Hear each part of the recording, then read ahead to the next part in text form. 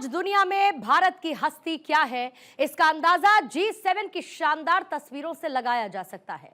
Italy में G7 शिखर सम्मेलन में जिस तरीके से वर्ल्ड लीडर्स में प्रधानमंत्री नरेंद्र मोदी के साथ गर्मजोशी से मुलाकात की और उन्हें बधाई दी, सभी नेताओं में पीएम मोदी से मिलने के लिए एक जबरदस्त क्रेज देखा गया।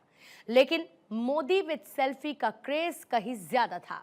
इटली में G7 समिट में सबसे ज्यादा चर्चा में इटली की प्रधानमंत्री जॉर्जिया मेलोनी रहीं और इस ग्लोबल समिट में भाग लेने पहुंचे बड़े बड़े लीडर्स का स्वागत उन्होंने नमस्ते के साथ किया।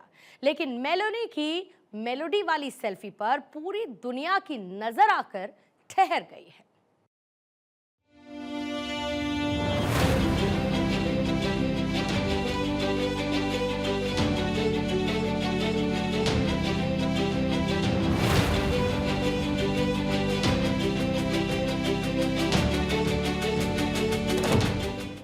लोकसभा चुनाव में जीत और फिर तीसरी बार पीएम पद की शपथ लेने के बाद पीएम मोदी इटली में G7 शिखर सम्मेलन में शिरकत करने पहुंचे तो पूरी दुनिया देखती रह गई।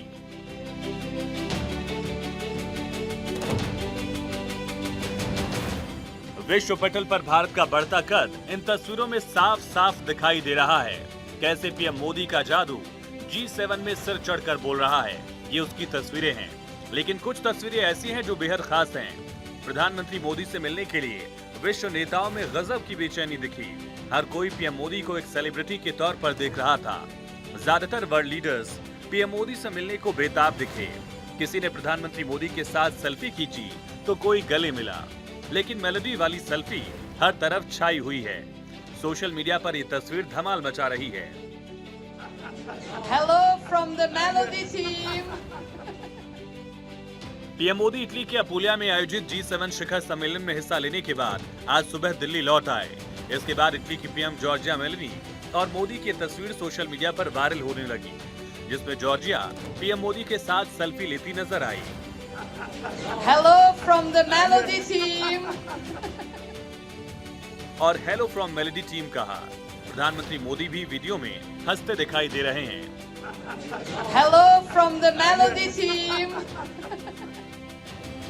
जॉर्जिया ने पीएम मोदी के साथ न सिर्फ सेल्फी ली बल्कि कुछ सेकंड का एक सेल्फी वीडियो भी शेयर किया। इस वीडियो के कैप्शन में लिखा हाय फ्रेंड्स फ्रॉम #मेलोडी।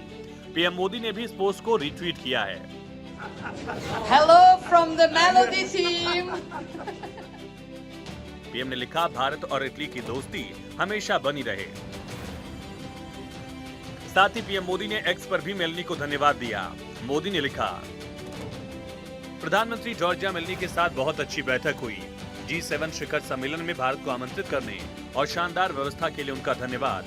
हमने वाणिज्य, ऊर्जा, रक्षा, दूरसंचार, अन्य क्षेत्रों में भारत इटली संबंधों को और मजबूत करने के तरीकों पर चर्चा की। हमारे देश जैव ईंधन, खाद्य प्रसंस्करण और महत्वपूर्ण खनिजों जैसे भविष्य के क्षेत्रों में मिलकर काम करेंगे। पीएम मोदी के अलावा बीजेपी के अन्य नेताओं ने भी ये तस्वीरें शेयर की हैं। केंद्रीय मंत्री किरेन रिजिजू ने दोनों नेताओं की तस्वीर शेयर करते हुए कहा भारत और इटली के पारस्परिक लाभ के लिए सच्ची दोस्ती। रिजिजू ने भी #मेलोडी लिखा। पीएम मोदी और मेलोनी की मुलाकात के बीच सोशल मीडिया पर #मेलोडी ट्रेंड करने लगा। सोशल मीडिया पर मोदी और मेलोनी के नाम के अक्षरों को मिलाकर मेलोडी शब्द ट्रेंड कर रहा है।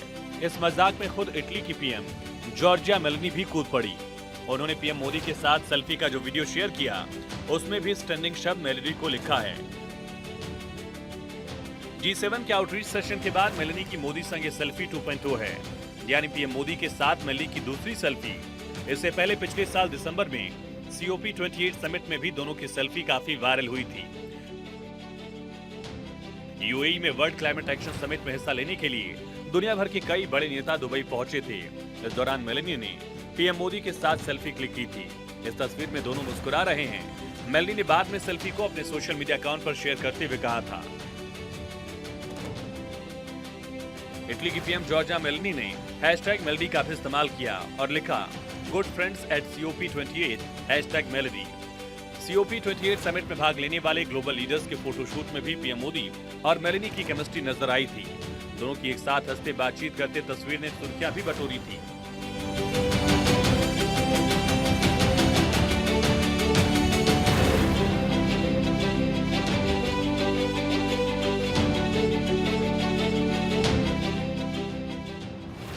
पीएम मोदी और बाकी वर्ल्ड लीडर्स की मुलाकात और मीटिंग के कई खास मोमेंट्स भी सामने आए।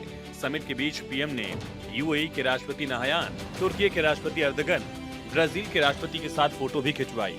G7 के आउटरीच सेशन के आखिर में सभी देशों के लीडर्स ने ग्रुप फोटो सेशन में भी अपनी मौजूदगी दर्ज कराई।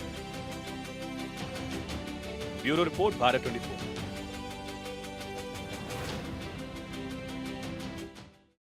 मोदी सरकार 3.0 के बाद दुनिया की सबसे बड़ी आर्थिक शक्तियों का एक मंच पर जुटान वैश्विक मसलों के समाधान के लिए था। लेकिन जिस एक हस्ती ने इस G7 में सबसे ज्यादा सुर्खियां बटोरी वो है नरेंद्र मोदी। इटली में आयोजित ग्रुप ऑफ 7 यानी कि G7 में मोदी का ऐसा ग्रैंड वेलकम हुआ कि हर तरफ मोदी की दमदार डिप्लोमेसी और न्यू इंडिया की धमक सुनाई दे रही है। जिस तरीके से पीएम मोदी की लीडरशिप के दुनिया के कई शक्तिशाली देश कायल हैं, इस बार पीएम मोदी की मौजूदगी में G7 के अहम एजेंडों पर मंथन हुआ। इटली में जुटी हुई महाशक्तियों का उद्देश्य और एजेंडा क्या रहा, वो पॉइंट टू पॉइंट आपको दिखाते हैं।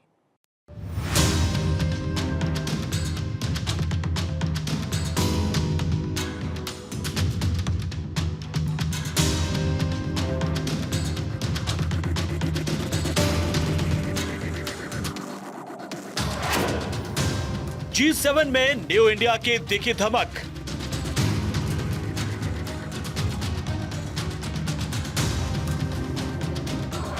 दमदार डिप्लोमेसी की मुरीद पूरी दुनिया।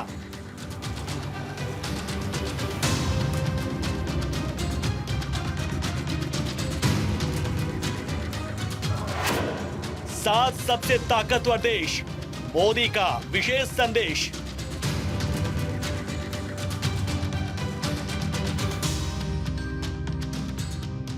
G7 शिखर सम्मेलन के सफल दौरे पर वर्ल्ड लीडर्स का दिल जीतकर वापस भारत पहुंचे पीएम मोदी का कॉन्फिडेंस गजब का दिखाई दे रहा है। हर कोई G7 में मोदी की दमदार डिप्लोमेसी का मुरीद दिखाई दिया। साथ ही न्यू इंडिया की धमक की गूंज अमेरिका से लेकर इटली और यूएई से लेकर ब्रिटेन तक सुनाई दी। देखिए, G7 में भारत की शक्ति का दम दिखाकर लौटे पीएम मोदी ने अपनी सरजमी पर कदम रखे। एक शांति दूत बनकर भारत ने अपना कद कितना ऊंचा कर लिया है, ये उसका प्रमाण है। G7 में टॉप पर मोदी का एजेंडा, बड़ा मंच, बड़े लीडर्स और बड़े फैसले।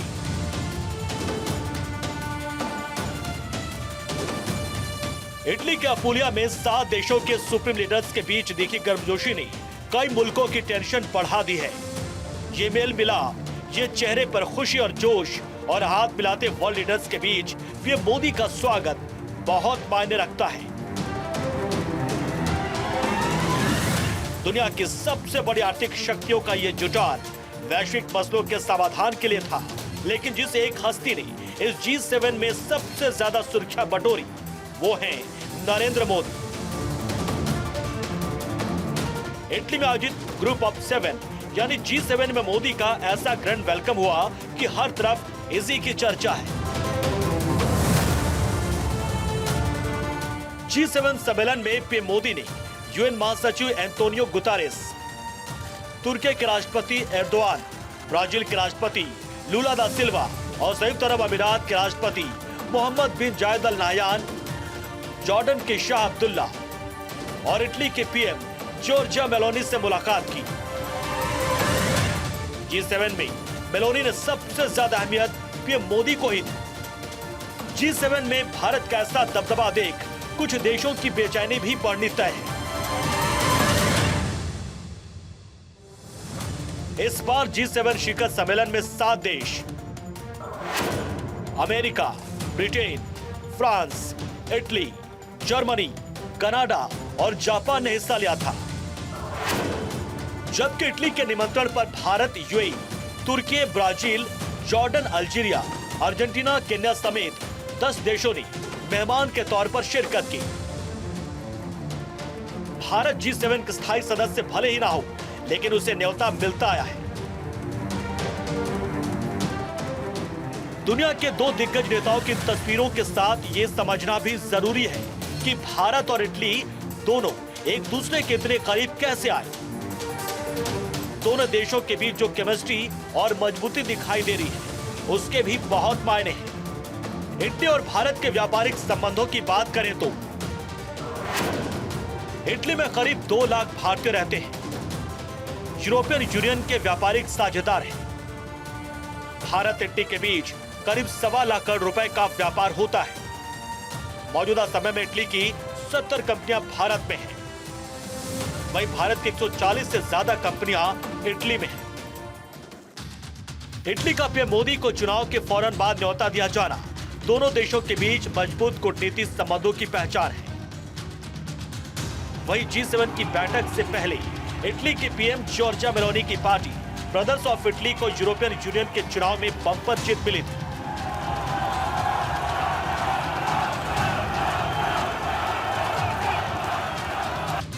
चुनाव के बाद मेलोनी G7 के सबसे लोकप्रिय नेता के तौर पर उभरी और G7 में नरेंद्र मोदी को न्योता देकर भारत की ताकत का पूरी दुनिया को एहसास कराया।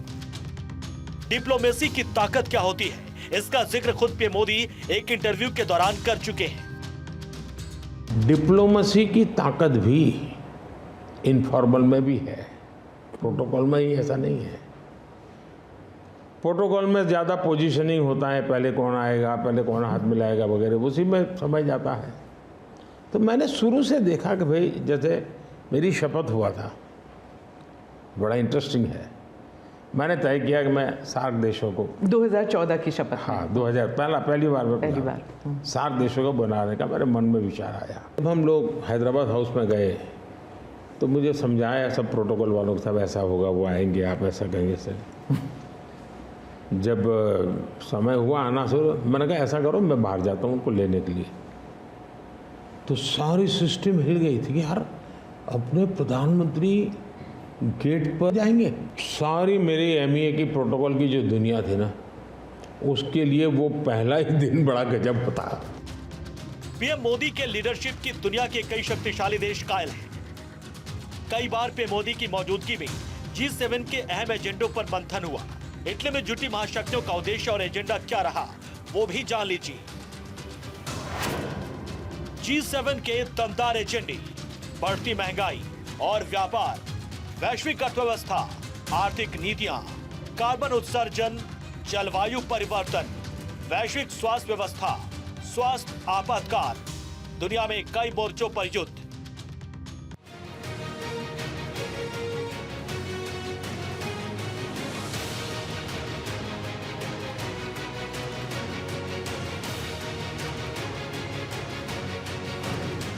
प्रधानमंत्री नरेंद्र मोदी ने फ्रांस के राष्ट्रपति इमैनुअल मैक्रोन, ब्रिटेन के पीएम ऋषि सुनक और यूक्रेन के राष्ट्रपति वोलोदिमीर जेलेंस्की से अलग अलग मुलाकात की। दुनिया के 7 ताकतवर देशों का सम्मेलन इटली में आयोजित हुआ। इस समिट में दुनिया के कई अहम मुद्दों पर चर्चा हुई, लेकिन केंद्र में रूस यूक्रेन युद्ध और गाजा युद्ध रहा। यूक्रेन के राष्ट्रपति जेलेंस्की से बातचीत में प्रधानमंत्री नरेंद्र मोदी ने कहा, भारत ह्यूमन सेंट्रिक दृष्टिकोण में विश्वास रखता है और मानता है कि शांति का रास्ता बातचीत और कूटनीति के माध्यम से निकल सकता है। ब्रिटेन के पीएम ऋषि सुनक से भी व्यापार, रणनीतिक साझेदारी, रक्षा और व्यापार जैसे द्विपक्षीय मुद्दों पर सार्थक बातचीत हुई। G7 के देश रूस के खिलाफ जंग लड़ने और अपने नुकसान की भरपाई करने के लिए यूक्रेन को $50 अरब का लोन देने के लिए तैयार हुए हैं। लेकिन खास बात यह कितनी भारी भरकम लोन का भुगतान वे अपनी जेब से नहीं बल्कि रूस की संपत्तियों पर जो ब्याज इकट्ठा हुआ है उससे होगा। इसे इस तरह से समझा जा सकता है कि यूक्रेन को पश्चिमी देशों से लोन मिलेगा $50 अरब का, लेकिन उसका EMI रूस भरेगा, यानी रूस का पैसा उसके खिलाफ युद्ध में इस्तेमाल होगा। वहीं दोनों युद्ध में ईरान की बड़ी भूमिका सामने आई है, जिसको लेकर अब उसे G7 से भी चेतावनी मिल गई है। G7 के नेताओं ने ईरान को चेतावनी दी कि वो रूस को बैलिस्टिक मिसाइल ना दे। ये चेतावनी ऐसे समय दी गई है जब एक दिन पहले ही दोनों देशों के बीच रणनीतिक समझौते को ईरान की ओर से कुछ समस्याओं की वजह से रोक दिया गया है। Bureau report, Bharat 24।